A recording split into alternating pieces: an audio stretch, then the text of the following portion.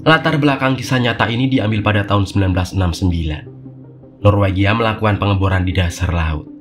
Dan di tahun yang sama pertama kalinya negara itu berhasil menemukan sumber minyak bumi. Namun karena berambisi ingin menguasai pasar minyak dunia, pemerintah Norwegia pun memperbanyak jumlah tambang minyak di tengah laut. Setiap kali minyak mulai habis di salah satu tambang, mereka akan mengebor dan mencari sumber minyak di wilayah lain. Hingga pengeboran itu terus terjadi selama 50 tahun lamanya.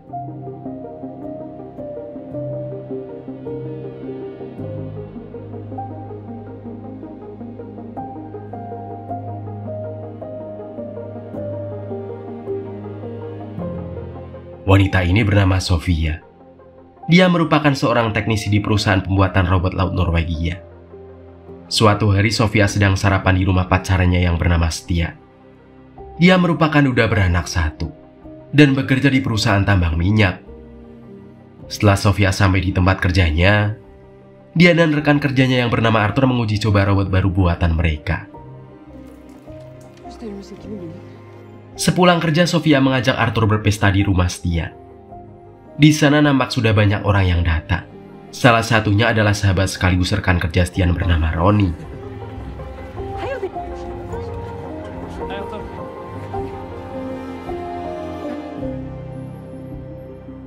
Keesokan harinya saat sedang bekerja, Sofia mendapatkan telepon dari atasannya.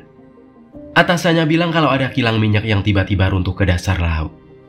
Dia meminta Sofia segera memeriksa runtuhan kilang minyak itu menggunakan robot barunya. Sofia dan Arthur lalu segera pergi. Sebelum naik helikopter, manajer lapangan bernama William meminta agar Sofia menandatangani surat pernyataan agar Sofia tidak membocorkan rahasia perusahaan ke pihak manapun.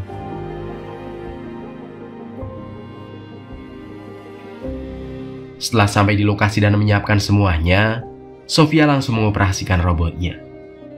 Sementara itu William bersama timnya juga ikut memantau. Di dalam sana mereka melihat mayat seorang pekerja. Namun Sofia terus mengarahkan robotnya berkeliling. Hingga akhirnya dia berhasil menemukan pekerja yang selamat. Namun saat akan dievakuasi, tiba-tiba saja di dalam reruntuhan ada kebocoran gas. Kontroll til kran.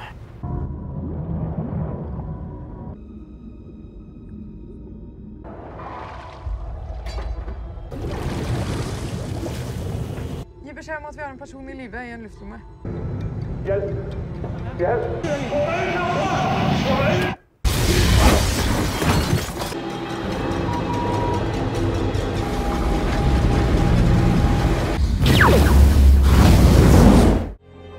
Akibat kejadian itu, 8 pekerja dan petugas lain luka ringan termasuk Sofia. Siangnya Stian datang menjemput Sofia di rumah sakit. Karena masih trauma atas kejadian itu, Sofia meminta menginap di rumah Stian.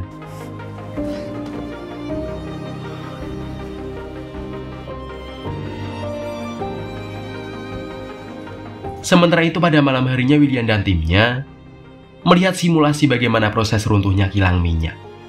Dan alangkah terkejutnya mereka bahwa kilang minyak runtuh hanya dalam waktu sekitar 2 menit. Membuat semua orang bingung kenapa kilang minyak sekokoh itu bisa roboh dengan cepat. Di sisi lain, saat Arthur melihat rekaman video robotnya, dia sangat kaget. Ternyata ada lubang yang sangat besar di dasar laut. Besok malamnya di kantor, ketika melihat videonya, Sofia ikut kaget. Kemudian dia menyalin video itu ke harddisk. Kemudian mengajak Arthur pergi menemui William.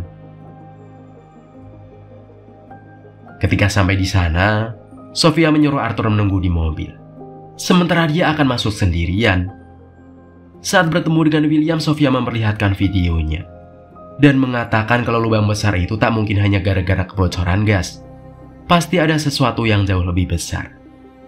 Tanpa mempedulikan ucapan Sofia, William langsung mengambil harddisknya dan meminta Sofia jangan beritahu siapapun, atau dia akan dituntut sesuai surat kesepakatan beberapa waktu yang lalu. Setelah Sofia pergi, William mengadakan rapat dengan para investor dan petinggi negara. Dia pun menunjukkan videonya dan menjelaskan bahwa lubang besar di laut itu mungkin akibat longsor. Longsor kali ini bukan sekedar longsor biasa, tapi longsor terbesar dalam sejarah. Jika tak segera ditangani maka bisa jadi bencana kerusakan lingkungan. Mendengar penjelasan itu, petinggi negara bertanya kenapa bisa terjadi longsor sebesar itu.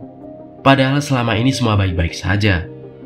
Asisten William pun menjawab, selama 50 tahun ini mereka terus-menerus mengubur dasar laut dan merusak alam. Jadi mungkin sekarang alam sedang menghukum mereka. Yang bisa mereka lakukan sekarang hanyalah menutup seluruh tambang minyak sebelum terjadi longsoran susulan. Petinggi negara kembali bertanya pada William, apa yang akan terjadi jika semua tambang minyak mereka longsor? William menjelaskan bila itu terjadi, maka minyak-minyak akan terus menyembur keluar dan akan mencemari seluruh lautan di planet bumi. Petinggi negara pun sangat kebingungan mendengar hal itu. Namun karena tak ada pilihan lain, pemerintah akhirnya menugaskan tim SAR untuk mengevakuasi para pekerja yang masih berada di tambang dan menutup semua tambang minyak sebelum longsor susulan benar-benar terjadi. Siste 2 dagene, William.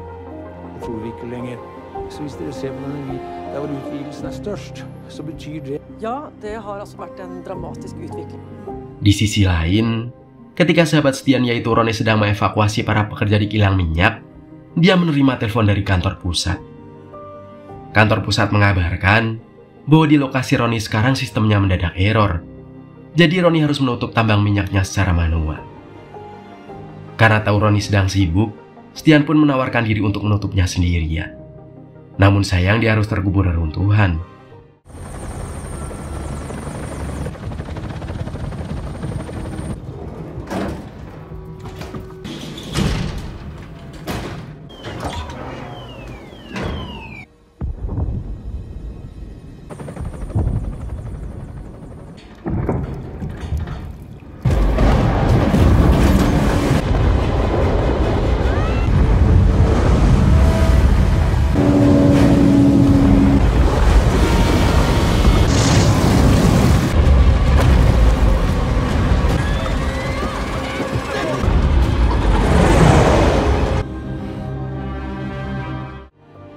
Di rumah Sofia berusaha menghubungi kekasihnya itu berkali-kali.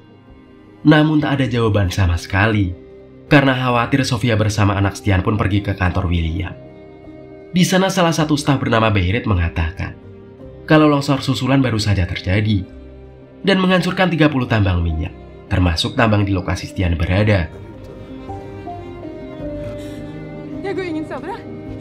Gullfax var en av de första som truffade på ett. Vi klarte å stenge alle. Det är ju dere som må få han opp igjen. Man mistet det ene beina og stoppet på Det kanten. går ingen steder, for dere har fått han tilbake. Redde faren hans. Mendengar kabar itu Sofia kaget. Kemudian dia meminta agar William segera mengirim tim evakuasi menyelamatkan Stian. Namun William menolak dan malah mengusir Sofia. Sofia hanya bisa duduk lemas di samping anak Stian. Ketika mulai tenang, Sofia pun ingat bahwa setiap ruangan di pertambangan minyak pasti ada CCTV-nya. Kemudian dia meminta Berit menunjukkan CCTV di lokasi.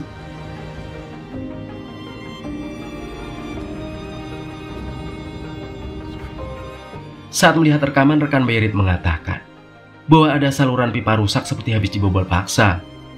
Mungkin Stianlah yang membobol pipa itu, dan mungkin dia berhasil selamat. Karena merasa masih ada harapan, Sofia langsung menghubungi Arthur dan meminta tolong membawakan robot laut sekarang juga.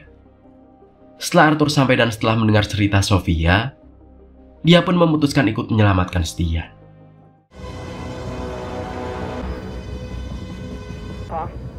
Ja. Detta borta här.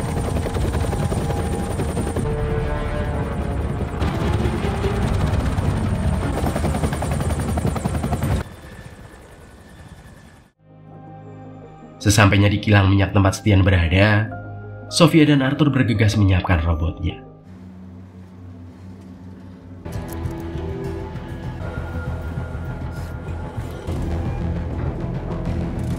Klarer han det, da? Det må den. Setelah robot masuk ke air, mereka berdua mulai mencari keberadaan Stian menggunakan kamera pendeteksi suhu tubuh. Di tengah pencarian, Sofia mendeteksi panas tubuh seukuran badan manusia di salah satu pipa. Karena yakin itu adalah Stian, mereka pun pergi memeriksa pipa tersebut.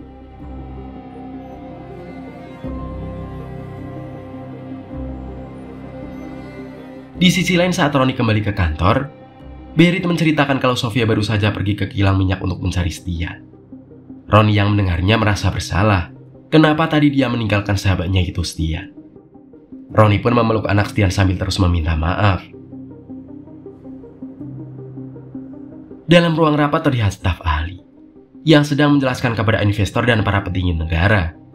Akibat longsor susulan tadi, minyak bumi yang bocor sekarang telah mencemari lautan seluas 100 km persegi.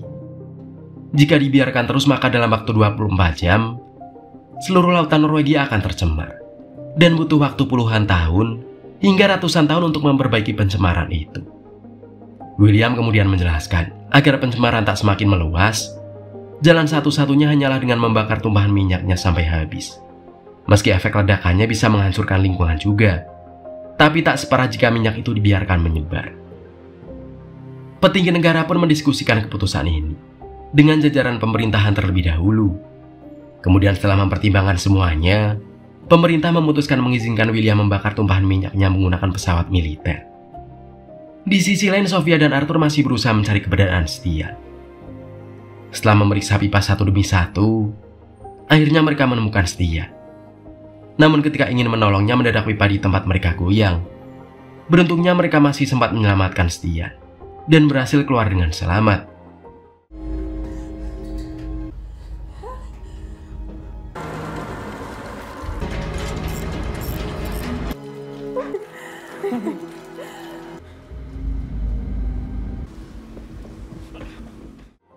Sementara itu di kantor, Berit memberitahu Roni kalau William akan membakar tumpahan minyak di laut. Mendengar itu, Roni segera lari ke ruang pusat untuk menghentikannya. Namun tepat saat Roni sampai, pesawat militer terlihat telah meluncurkan rudalnya.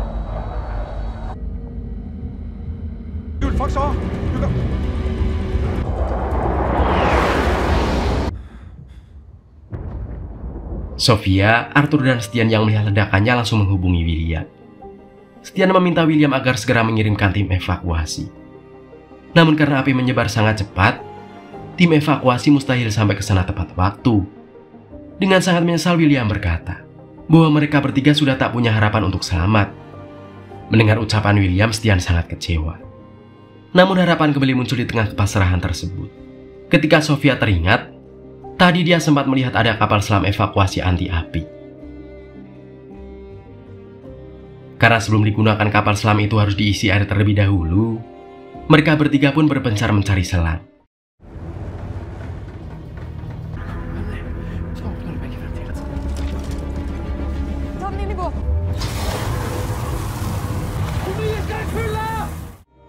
Saat Sofia menarik tuas untuk menurunkan kapal selamnya, sayangnya tuas itu tak berfungsi.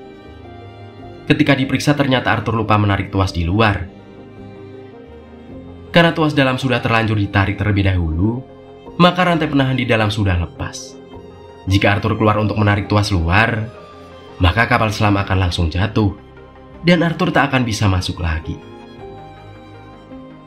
Mendengar penjelasan itu, karena tak punya banyak waktu, Arthur pun memutuskan mengorbankan dirinya.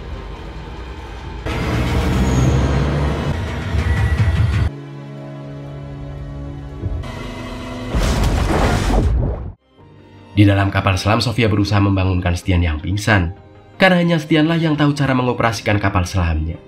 Dan bila pompa kapal tak segera diaktifkan, maka mereka berdua akan tenggelam. Saat air mulai masuk, Sofia panik dan mencoba berbagai macam cara untuk menyalakan sendiri pompa kapalnya. Namun sayang, usahanya sia-sia. Untungnya tak lama kemudian akhirnya Stian sadar. Dengan kondisi yang masih lemas, dia menuntun Sofia untuk menyalakan pompanya. Setelah pompa dinyalakan, perlahan-lahan kapal pun mulai naik ke permukaan laut.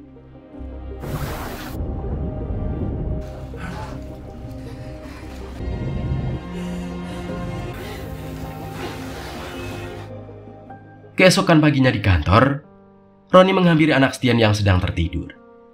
Melihat anak Stian yang polos, Roni tidak tega memberitahukan kabar kematian ayahnya. Di tengah kebimbangan, tiba-tiba HP Roni berdering. Saat diangkat, dia sangat kaget. Ternyata Stian berhasil selamat. Dengan perasaan lega dan gembira, Roni mengatakan kalau dia akan segera mengirim tim evakuasi. Roni kemudian memberikan HP-nya ke anak Stian. Stian pun merasa sangat beruntung karena dia masih dapat selamat dari kejadian yang sangat mengerikan dan masih bisa bertemu kembali dengan anaknya.